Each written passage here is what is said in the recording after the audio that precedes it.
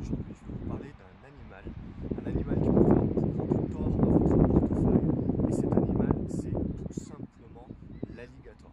Alors, communément, on pense qu'il y a surtout deux animaux en bourse, hein, l'ours et le taureau.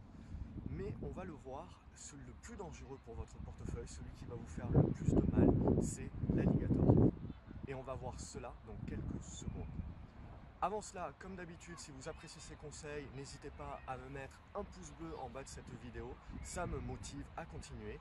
Et puis également, abonnez-vous à la chaîne YouTube de manière à recevoir et à être notifié de ces nouveaux conseils. Alors, communément, on parle de l'ours ou du taureau, hein, le bull au bear market.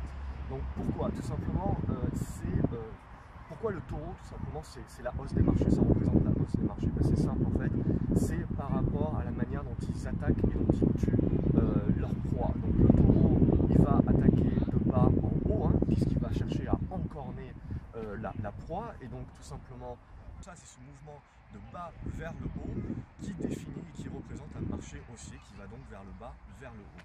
Et l'ours, tout simplement, quand il va attaquer une proie, il va donner un coup de patte, mais il va donner un coup de patte de haut en bas. Et donc tout simplement, ça représente les marchés boursiers. Alors maintenant, l'alligator. Et pourquoi l'alligator, c'est le pire animal pour votre portefeuille? Et bien tout simplement, c'est par rapport également à la façon dont un alligator va chercher à capturer sa proie et puis derrière à la tuer. Il faut savoir qu'il y a une grande différence entre l'alligator et le crocodile. Et la grande différence, c'est que l'alligator, il va attraper sa proie par un membre et ensuite il va chercher, en gesticulant avec sa tête, il va chercher à tout simplement arracher ce membre. Alors, quand vous y pensez, tout simplement, la relation avec la bourse et surtout avec vos pertes en bourse est très fine, c'est-à-dire qu'il faut vous méfier de l'alligator. Et quand vous interrogez les personnes, quand vous lisez justement sur des personnes qui survivent par rapport à une attaque d'alligator, et bien tout simplement, qu'est-ce qu'elles acceptent? Elles acceptent de se couper un bras, de laisser la jambe. Et donc, quand vous êtes attaqué par un alligator, en fait, tout simplement, et quand vous commencez à perdre en bourse et vous commencez à avoir des moins-values latentes sur une position, c'est la même chose. Il va falloir accepter de laisser le membre. Il va falloir accepter de couper le membre, de couper la perte le plus tôt possible. Parce que la grande difficulté en fait et le grand désarroi de beaucoup d'investisseurs en bourse, c'est d'accumuler les pertes. C'est-à-dire, premièrement, quand vous commencez à avoir des pertes, c'est de ne pas les vendre suffisamment tôt. Et puis, le pire, c'est ce qu'on appelle accumuler à la baisse. C'est-à-dire, c'est rajouter des fonds en se disant ça va remonter et si je rajoute des fonds, ça me permettra de compenser cette première perte, etc.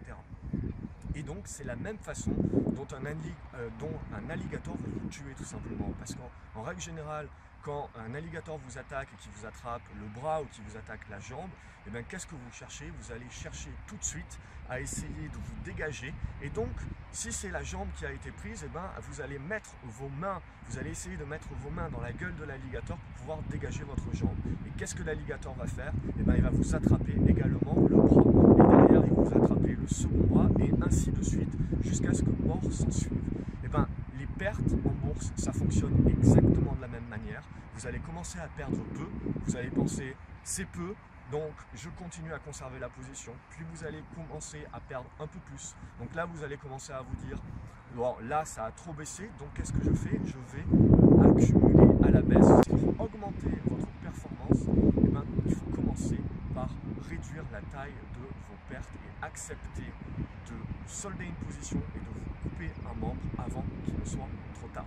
Comme d'habitude, si vous appréciez ces conseils, n'hésitez pas à mettre un pouce bleu, ça me motive à continuer et à vous en proposer toujours plus. Abonnez-vous à la chaîne YouTube de manière à être notifié à chaque fois que je publie un nouveau conseil. Et puis pour ceux qui débutent, vous pouvez télécharger justement mon guide gratuit qui va vous apprendre les bases et les grands principes pour pouvoir bien débuter et surtout mieux investir en bourse.